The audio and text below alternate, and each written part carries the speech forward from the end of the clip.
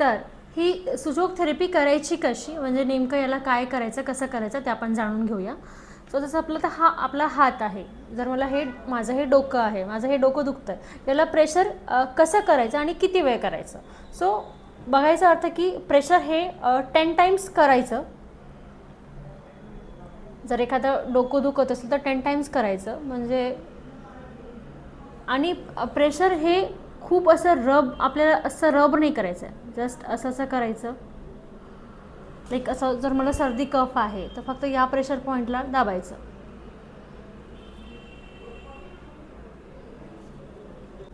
म्हणजे कुठल्याही पॉईंटला जर तुम्ही प्रेस करताय तर ॲटलिस्ट ते 10 वेळा प्रेस करायचं आणि कंटिन्यूसमध्ये प्रेस करत राहायचं. असं नाही की आत्ता मी 5 केलं, 2 केलं, सोडून द्यायचं, तसं नाही. जर करायचं तर कंटिन्यूमध्ये 10 वेळा करायचं. एकतर क्लॉकवाईज जेव्हा सिंगल पॉईंट येतो त्यावेळेस क्लॉकवाईज फिरवायचं किंवा अँटी क्लॉकवाईज फिरवायचं. ते आपण नेक्स्ट व्हिडिओजमध्ये बघूयाच की कुठल्या पॉईंटला कसं प्रेस करायचं आणि कुठल्या पॉईंटला क्लॉकवाईज फिरवायचं, कुठल्या पॉईंटला अँटी क्लॉकवाईज फिरवायचं. पण प्रत्येक पॉईंटला ॲटलिस्ट 10 टाइम्स कंटिन्यूमध्ये फिरवत राहायचं.